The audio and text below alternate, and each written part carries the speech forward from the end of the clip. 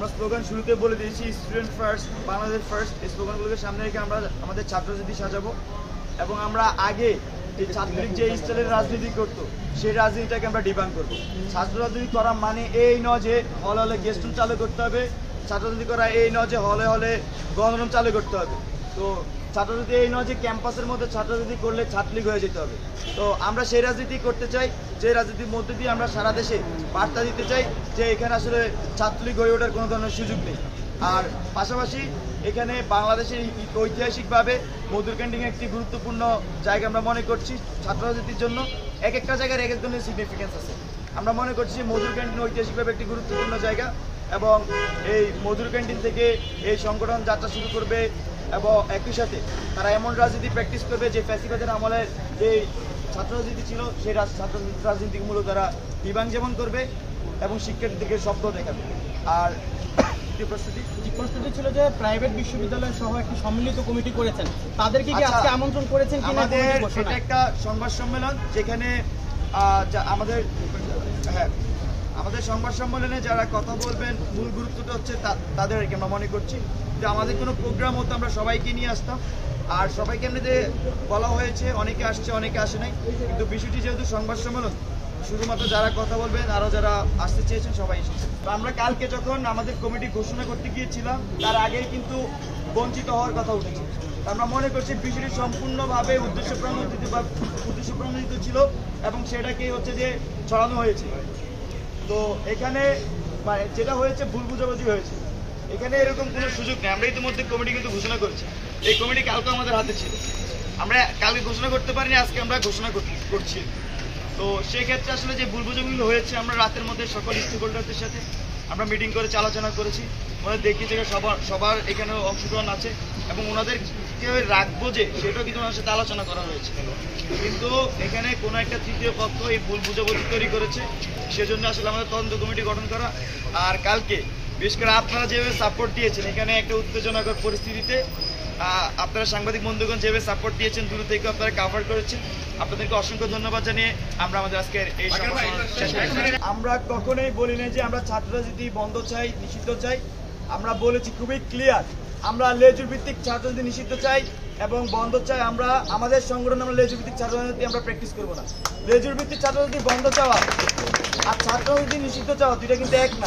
আমার কাছে মনে হয় বিষয়টি ক্লিয়ার। আর 9 দফা 7ম দফা ছিল যে আমরা লেজুর ভিত্তিক ছাত্র রাজনীতি আসলে নিষিদ্ধ চাই। তো এখানে আমরা কোনো লেজুর ভিত্তিক করছি না, আমরা করবো না, এটাই আমাদের অঙ্গীকার।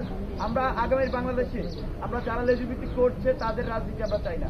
আমরা চাই এমন রাজনীতি যেটা স্টুডেন্ট সেন্ট্রিক হবে, যেটা বাংলাদেশ সেন্ট্রিক হবে। আমাদের যে কেন্দ্রীয় আহ্বায়ক কমিটি, সেই কেন্দ্রীয় আহ্বায়ক কমিটিতে আপনারা দেখেছেন গতকালকে রিফাত রশিদের নাম ঘোষণা করা হয়েছিল, কিন্তু পরবর্তীতে তিনি তার ব্যক্তিগত কারণ দেখিয়ে তিনি এই পদ থেকে অব্যাহতি নিয়েছেন। তিনি ঠিক আছে, এই জন্য আজকে আমরা ওনাকে রাখা হয়নি। আমরা যেহেতু আবার বলছি সব কিছু, হ্যাঁ আমাদের কাছে লিখিতভাবে তিনি তার পদে জমা। প্রথমেই জাতির কাছে দুঃখ প্রকাশ করছি গতকালকে অনাকাঙ্ক্ষিত ঘটনার জন্য। আমাদের যে বিষয়টা রয়েছে আপনারা জানেন যে এই জুলাই অভ্যুত্থানের পরে যে ছাত্র রাজনীতিতে ছাত্রদের মধ্যে যে নতুন আকাঙ্ক্ষা তৈরি হয়েছে সেই আকাঙ্ক্ষার প্রতিফলনের জন্য আমরা জুলাইয়ের নেতৃত্বদানকারী শিক্ষার্থীরা একটি নতুন ছাত্র সংগঠন নিয়ে আবির্ভূত হয়েছি। তারই পরিপ্রেক্ষিতে গতকাল আমাদের আত্মপ্রকাশের দিন ছিল, কিন্তু আপনারা দেখেছেন যে গতকাল কিছু অনাকাঙ্ক্ষিত ঘটনার কারণে আজকে এই বিষয়টি সামনে চলে এসেছে। আমরা জুলাইতে পাবলিক প্রাইভেট কোনো ভেদাভেদ বাদ রেখে যখন প্রাইভেট বিশ্ববিদ্যালয়গুলো বন্ধ হয়ে গিয়েছিল তখন কিন্তু আমরা প্রাইভেট ইউনিভার্সিটির শিক্ষার্থীরা তাদের প্রতি যে আমাদের আত্মার টান, সেই আত্মার টানে কিন্তু আমরা রাজপথে নেমেছিলাম।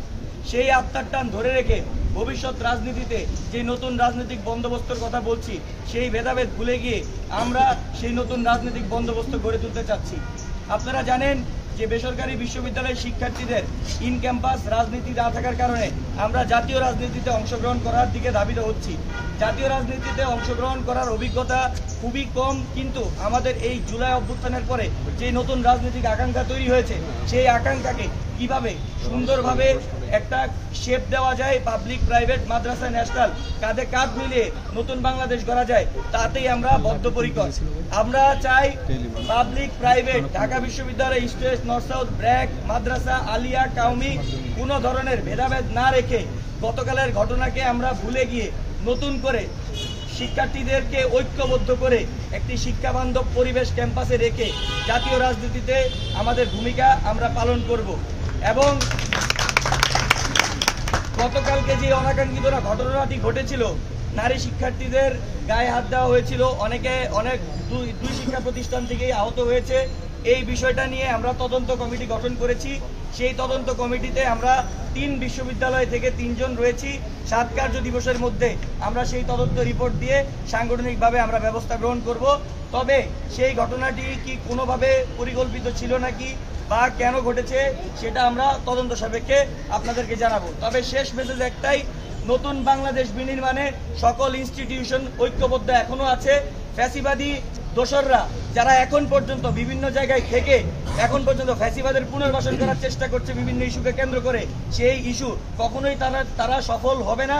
কারণ আমরা সারা বাংলাদেশের ছাত্র জনতা ফ্যাসিবাদের বিরুদ্ধে এখনো যদি ডাক পড়ে, ইনশাআল্লাহ আমরা এক কাতারে রাজপথে আবার নেমে যেতে প্রস্তুত আছি।